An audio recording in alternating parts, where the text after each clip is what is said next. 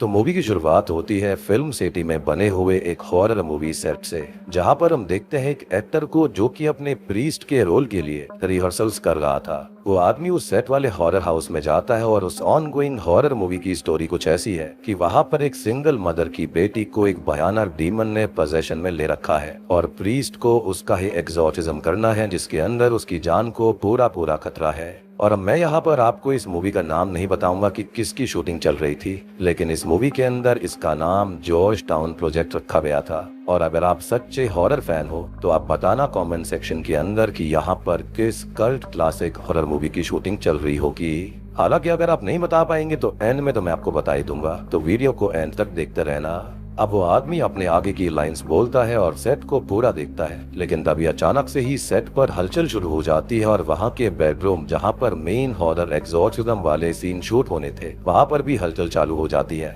हम बहुत ही ज्यादा नेगेटिव एनर्जीज को फील कर पाते हैं और तभी कोई फोर्स इस एक्टर का गला चोक करके उसे खत्म कर देती है, जिसके साथ ये सीन यहीं शिफ्ट हो जाता है। अब हम देखते हैं ली मिलर को, जो कि अपने फादर एंथनी मिलर के पास आई हुई थी, जिसे अभी स्कूल से सस्पेंड कर दिया गया है। अब हम इन दोनों की कहानी जान लेते हैं। तो असल में एंथनी एक फेल एक्टर है जो कि नशे की लत में पड़ गया था, जिसने अपने परिवार का कभी ध्यान नहीं रखा। उसकी बीवी को कैंसर हो गया था, जिसकी मृत्यु 2 साल पहले ही हो गई। और ली और उसके बीच काफी तनाव है, उनके बीच में बहुत सारे डिफरेंसेस हैं। इनफैक्ट उसकी बेटी उसका नाम लेती है, उसको पिता नहीं बुलाती, और वो चाहता है कि उसकी बेटी उसे एक बार डैड बुलाए, लेकिन फिलहाल उनके बीच कुछ भी ठीक नहीं चल रहा था। अब एंथनी को उसी मूवी का रोल ऑफर होता है जिसके अंदर उसे वही प्रीस्ट वाला रोल करना था, जिसके एक्टर को हमने मूवी की शुरुआत में देखा था, जिसको एक अदृश्य शक्ति ने मार डाला। हालांकि अभी ये बात किसी को नहीं पता कि वो मारा कैसे गया था। सबको यही लगता है कि वो डिप्रेशन में था और इसी वजह से ये सब हो गया। अब इस ऑफर को मिलते ही एंथनी चर्च में जाता है, जहाँ पर वो कन्फेशन करता है कि उसने नशे में पड़कर अपने परिवार का ध्यान नहीं रखा।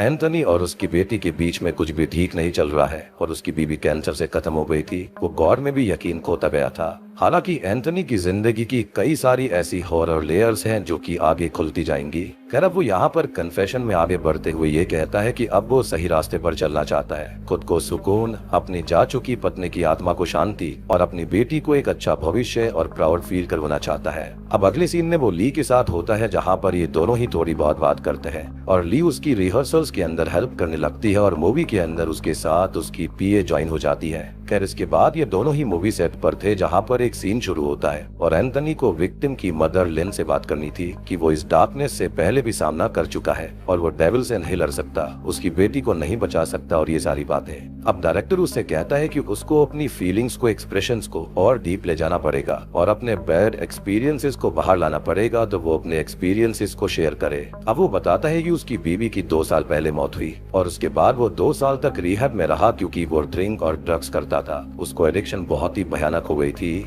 जहाँ पर वो इन सब से बाहर आने की कोशिश करता रहा। और अभी उसकी 16 साल की बेटी ली है उसके साथ है, जिसे उसने अब कोई भी सुख नहीं दिया और अब वो कोशिश कर रहा है कि उनके बीच में चीजें ठीक हो जाएं और वो उसको एक अच्छी जिंदगी दे पाए। खैर, अब वो आगे ये बताता है कि जब वो बच्चा था तो 5 साल कॉन्वेंट में रहा था, जहाँ पर कुछ तो गलत हुआ और ये न्यूज बाहर भी आई थी कि वहाँ के फादर्स बच्चों के साथ गलत हरकत किया करते थे। अब वो यहाँ पर ज्यादा कुछ तो शेयर नहीं करता और ये कहता है कि शायद वो मूवी के लिए सही चॉइस नहीं होगा, लेकिन डायरेक्टर उससे मास रिक्रिएशन के लिए बोलता है और जब वो बोलता है तो डायरेक्टर उसे रिकॉर्ड भी कर रहा था और वो एंथनी को अपनी मूवी के लिए चुन लेता है, फाइनली उसे साइन कर लेता है। अब मूवी की प्री प्रोडक्शन पार्टी में सभी लोग मिलते हैं, जहां पर ली मूवी की मेन लीड ब्लेक हॉलोवे से भी मिलती है और वो दोनों थोड़ी बहुत बात करती हैं, जिनके बीच दोस्ती हो गई थी। अब अगले सीन में वो दोनों मूवी सेट पर मिलती है, जहां पर थोड़ी बहुत बात करते हैं। ब्लेक ली को सेट टूर कराती है और प्रॉप्स दिखाती है, जहां पर ब्लेक और एंथनी की रोबोटिक डॉल्स भी रखी हुई थी जो कि आगे शूटिंग में काम आती। लेकिन होता यह है कि ब्लेक वाली जो डॉल होती है वो मेल फंक्शन करके स्पार्क्स को क्रिएट करने लगती है। अब वो दोनों फाइनली कोल्ड रूम में जाती है और रास्ते में ली बताती है कि उसे स्कूल से सस्पेंड कर दिया गया था क्योंकि उसने प्रिंसिपल की कार के ऊपर लाल पेंट फेंक दिया। अब यहाँ वो कोल्ड रूम में उस बेडरूम का सेट देखती है, जहाँ पर मेन पोजेशन और एग्जॉर्सिज्म वाले सीन शूट होने थे और यहाँ पर उन्हें काफी अजीब सी वाइब्स आती है, अलग वाइब्स आती है। साथ ही साथ यही वो रूम होता है जहाँ से पैरानॉर्मल एक्टिविटी शुरू हुई थी, जिसने की स्टार्टिंग वाले सीन में उस एक्टर की जान ले ली थी। अब असल में एंथनी यहाँ पर फादर आर्लिंगटन के रोल को प्ले करने वाले थे, जिसके लिए वो रेडी होता है और मूवी सेट पर एक real life priest father Connor भी रहेंगे, जो कि वहाँ पर एज अ कंसल्टेंट रहने वाले थे, जो कि सब कुछ मॉनिटर करेंगे। अब एंथनी उनसे थोड़ी बहुत बात करके अपने पहले सीन के लिए रेडी होता है और अचानक से उसकी नाक से खून आने लगता है, जिसको वो फिलहाल इग्नोर कर देता है, क्योंकि उसको ऐसा लग रहा था शायद उसके ड्रग एडिक्शन या फिर दवाइयों के कारण से ऐसा हुआ होगा। और यहाँ पर पहला सीन काफी अच्छे से शूट हो जाता है जब फादर आर्लिंगटन मिसेस लिन से मिलने उनके घर आता है, जो कि एक आइकॉनिक सीन था उस मूवी का, जिसके बारे में आप मुझे बताओगे।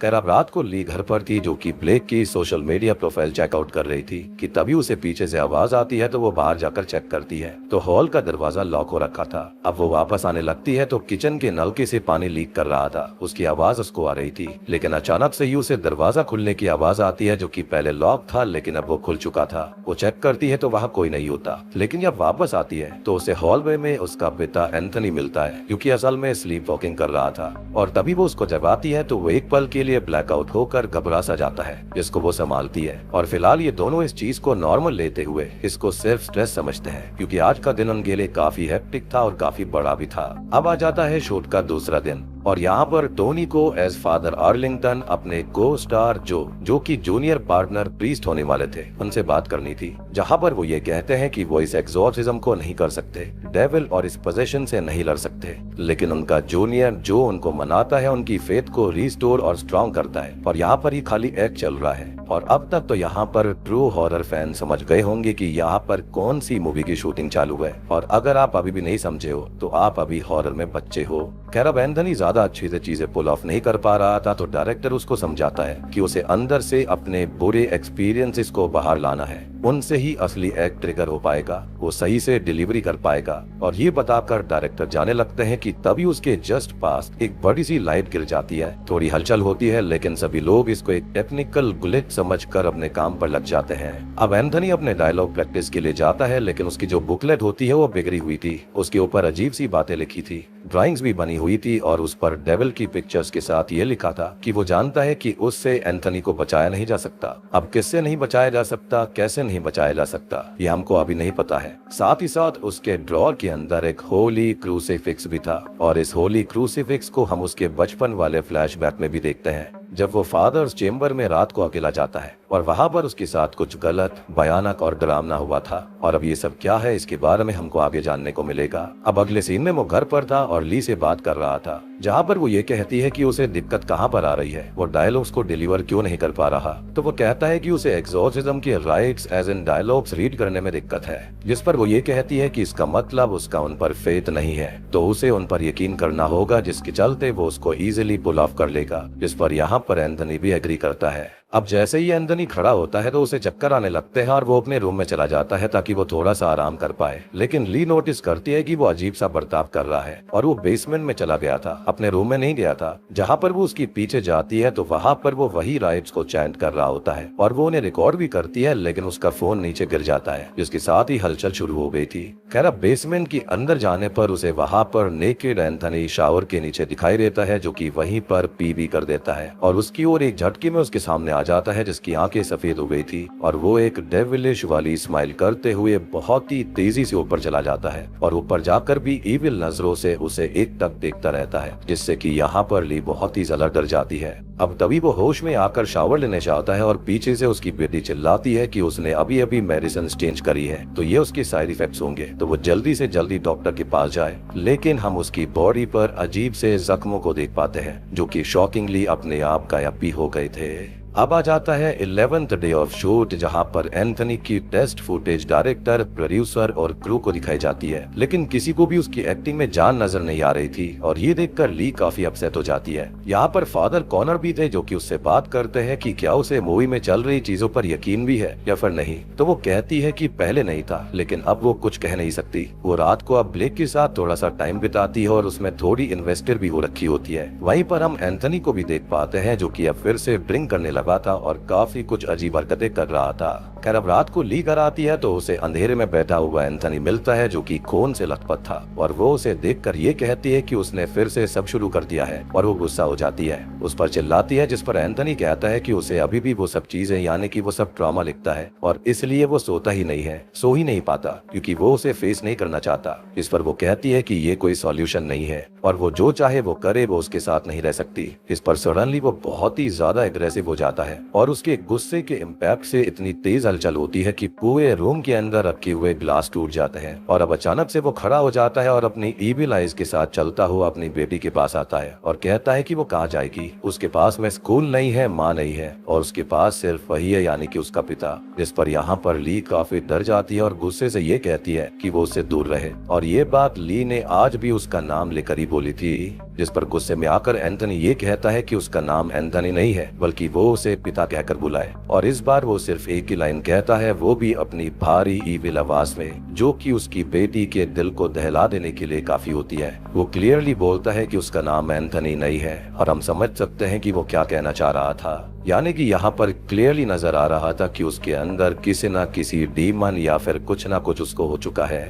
खैर अब आ जाता है 15वां दिन शूट का, जहाँ पर हम देखते हैं एंथनी को जो कि अपनी वैनिटी में बैठा हुआ था। उसकी तबीयत लगातार खराब होती जा रही थी और इससे ली बहुत ही ज्यादा परेशान है। साथ ही साथ एंथनी उससे इमोशनल कॉन्वर्सेशन करता है कि वो उससे दूर चली जाए, वो उसे हर्ट नहीं कर सकता, ऐसे नहीं देख सकता, जिससे कि वो और इमोशनल हो जाती है। अब अगले सीन में वो और ब्लेक फादर कॉनर के पास जाते हैं और उन्हें वो एंथनी की रिसेंट कंडीशन के बारे में बताती है। साथ ही साथ ये कहती है कि अब वो रातों को लैटिन में चैंट करता है, जो कि उसने रिकॉर्ड भी किया है, जो कि वो फादर को सुनाती है। वो बताता है कि एंथनी यहाँ पर डीमन, मलाफ या फिर मोलक के अराइवल की बात कर रहा है, उसके लिए अपने बच्चे के सैक्रिफाइस की भी बात हो रही है और ये सुनकर ली और ब्लेक बहुत ही ज्यादा डर जाती है। खैर फादर कॉनर उनसे ये कहते हैं कि वो अपने घर चली जाए और वो डीमन, मलाफ और डेविल के बारे में थोड़ी सी और रिसर्च करेंगे, क्योंकि ये भी हो सकता है कि उसके पिता मूवी के अंदर ज्यादा ही इन्वेस्टेड हो गए होंगे। खैर अब रात को एंथनी अपने घर पर सो रहा होता है और वहीं फादर डेविल के बारे में पढ़ने लगते हैं, लेकिन अब हम एंथनी को अजीब तरह से हिलता हुआ देखते हैं, तड़पते हुए और रिएक्ट करते देखते हैं। वहीं फादर के पास भी हलचल होना शुरू हो गई थी, जिन्हें काफी अजीब सी ईविल सी एनर्जी फील होती है, जिससे कि वो भी डिस्टर्ब हो जाते हैं। और इसी बीच हम एंथनी का बचपन देखते हैं, जहाँ पर वो फादर के रूम में गया था और फादर ने उसके साथ गलत हरकत करी थी, उसको अब्यूज किया था। अगले दिन मूवी सेट पर वो अपना एक्सोर्सिज्म वाला सीन शूट कर रहे होते हैं, जिसके अंदर पजेस्ड ब्लेक, जो कि व्हाइट ड्रेस में बेड पर होती है, उनको कर्स करती है, गंदी गंदी बातें बोलती है और ये सीन तो हमने देखा ही है। अगर नहीं बताया हो तो अब बता दो कि कहाँ पर देखा है। खैर अब एंथनी अभी भी यहाँ पर सीन को सही से पुल ऑफ नहीं कर पा रहा था, तो डायरेक्टर उस पर गुस्सा करता है और कहता है कि वो अपने बचपन के ट्रॉमा को याद करे, उससे कुछ बाहर लेकर आए। लेकिन सडनली वो चेंज सा होकर स्टेयर्स पर हाथ पीटते हुए नीचे आता है। अचानक से उसकी बॉडी अकड़ने लगती है, उसकी आंखें सफेद हो जाती है, चेहरा भी इविल हो गया था और जब ली उसे रोकती है तो वो उसे भारी आवाज में कहता है कि वो एंथनी नहीं है और खट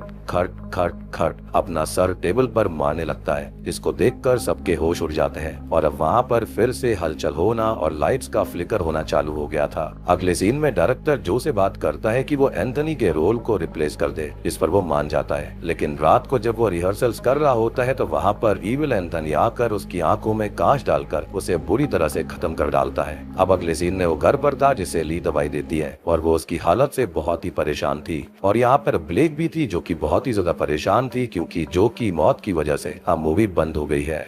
अब आज की रात ब्लेक ली के साथ ही रुकती है और वो दोनों ही इंटीमेट होने लगती हैं। लेकिन इसी बीच पजेस्ड हुआ एंथनी उन पर हमला करता है और उन्हें इंटीमेट होने के लिए बोलता है, लेकिन वो लोग उससे जैसे तैसे खुद को बचाती हैं और वो विंडो से नीचे जंप कर देता है, लेकिन नीचे नहीं गिरता, कहीं गायब हो जाता है। ली अब फादर कॉनर को बुलाती है, जो कि कंफर्म करते हैं कि उसके पिता पोजेशन में है और अब वो ली और ब्लेक मूवी सेट पर जाते हैं क्योंकि एंथनी उनको वही मिलने वाला था, क्योंकि इसकी शुरुआत वहीं से हुई थी।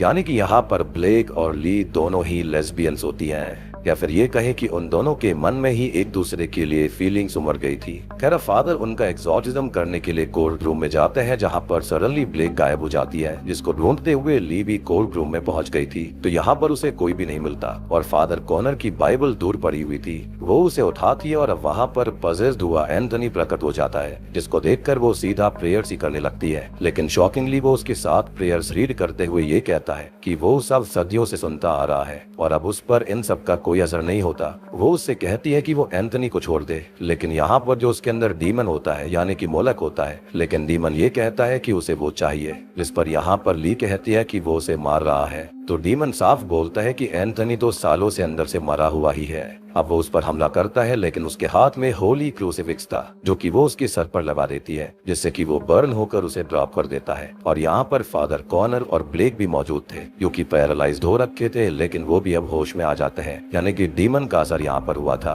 लेकिन क्रूसिफिक्स लगने की वजह से शक्ति थोड़ी सी कम हो गई। अब यहाँ पर फादर कॉनर खुद से ही गिव अप करके डीमन से ये कहते हैं कि वो एंथनी के शरीर को छोड़कर उसका शरीर ले ले, और डीमन को तो गॉड के सर्वेंट की बॉडी मिले, इससे बेहतर क्या हो सकता था। उसको तो मॉक करने में मजा आता है, तो वो उसकी बॉडी को पोजेशन में ले लेता है। और तभी हम एंथनी का बचपन देखते हैं, तो असल में उसे बचपन में अब्यूज किया जाता था और फादर उसके सर पर उल्टा क्रॉस बनाया करते, मतलब कि वहाँ पर डेविल वर्शिपिंग हुआ करती थी। और अगर किसी को समझ में नहीं आया है कि यहाँ पर मोलॉफ ने उसको ही क्यों टारगेट किया, उसको क्यों पजेस किया, तो मोलॉफ एक चाइल्ड सैक्रिफाइस वाला डीमन होता है और वो चाइल्ड ट्रॉमा को ही टारगेट करता है, ऐसे बच्चों को ही पोजीशन में लेता है, और चाहे ये बच्चे रहें या फिर कितने ही बड़े हो जाए, बेसिकली ये ट्रॉमा को टारगेट करता था। और एंथनी के मन में ये ट्रॉमा स्टार्टिंग से आज तक था।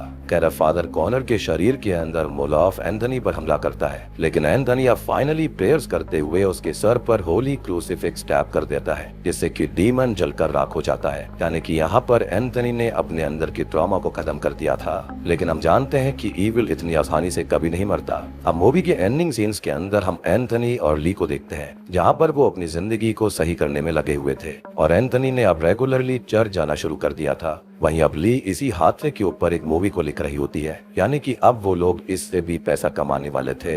और जैसा कि मैंने कहा कि मोलॉफ डीमन इतनी आसानी से खत्म नहीं हो सकता, क्योंकि जब तक ऐसे बच्चे रहेंगे, ऐसा अब्यूज रहेगा जिसके अंदर असर ट्रॉमा रहेगा, तो मोलॉफ डीमन बार बार आता रहेगा। इसी के साथ में द एक्सॉर्सिज्म मूवी यहीं पर खत्म हो जाती है। तो दोस्तों, ये थी रसल क्रोई की द एक्सॉर्सिज्म मूवी की कहानी। उम्मीद करता हूँ कि आपको पसंद आई होगी। अब देखो, इस मूवी के अंदर जिस मूवी की शूटिंग चल रही थी वो कुछ और नहीं बल्कि the most famous cult classic horror movie the exorcist होती है। जी हाँ, अब देखो, ऐसा माना गया था या फिर ये कोई पब्लिसिटी स्टंट था कि जो एक्सॉर्सिस्ट का सेट था वो असल में हॉन्टेड माना गया था। वहाँ पर कई सारी ऐसी पैरानॉर्मल एक्टिविटीज हुई थी, तो उसको ही लेकर एक मूवी बनाई गई है। मतलब अगर देखा जाए तो पोजेशन मूवी के अंदर एक और पोजेशन वाली कहानी चल रही थी, जिसके ऊपर अब एंथनी की बेटी ली एक और पोजेशन वाली यानी कि एक्सॉर्सिज्म वाली मूवी बनाने वाली है। मतलब मूवी के अंदर मूवी और फिर उसके अंदर एक और मूवी, पूरा मतलब इंसेप्शन वाला वर्ड बना दिया इन्होंने। अब देखो, क्रिटिक्स की तरफ से इसको इस साल की one of the worst horror movies में से बताया जा रहा है। बाकी आप लोग बताना कि आपको ये मूवी वर्स्ट लगती है या फिर ठीक ठाक लगती है या फिर अच्छी लगती है। तो देखो, मेरी पर्सनल ओपिनियन के बारे में बात करी जाए तो देखो, यहाँ पर ये करना तो काफी कुछ अच्छा चाह रहे थे, लेकिन वो हो नहीं पाया। लेकिन मेरे हिसाब से मूवी बिल्कुल घटिया तो नहीं थी, एक बार तो देखी जा ही सकती है। मतलब मेरे हिसाब से ये मूवी एवरेज है, बहुत ही बढ़िया नहीं है और बहुत ही घटिया भी नहीं है, क्योंकि मैंने इससे भी काफी घटिया मूवीज ऑलरेडी देख रखी है। लेकिन यह है कि हाँ, इस मूवी के अंदर पोटेंशियल काफी था। द एक्सॉर्सिस्ट के नाम को लेकर यहाँ पर काफी कुछ बढ़िया करा जा सकता था, लेकिन वो यहाँ पर कर नहीं पाए। बाकी तो यहाँ पर समझाने के लिए और कुछ है ही नहीं। और बात रही मोलॉफ या फिर मोलक डीमन की, तो उसके बारे में मैंने ऑलरेडी एक मूवी के अंदर बता रखा है, आप वहाँ पर जाकर पूरी डिटेल देख सकते हो, क्योंकि फिर से बार बार एक ही चीज को बताना बोरिंग हो जाता है आप सबके लिए भी। नीचे डिस्क्रिप्शन में आपको उसका लिंक मिल जाएगा, पिन कमेंट में लिंक मिल जाएगा, आप जाकर देख लेना। तो वीडियो पसंद आई तो लाइक कर देना, एक्सप्लेनेशन अच्छी लगी है तो कमेंट कर देना, सब्सक्राइब कर देना चैनल को।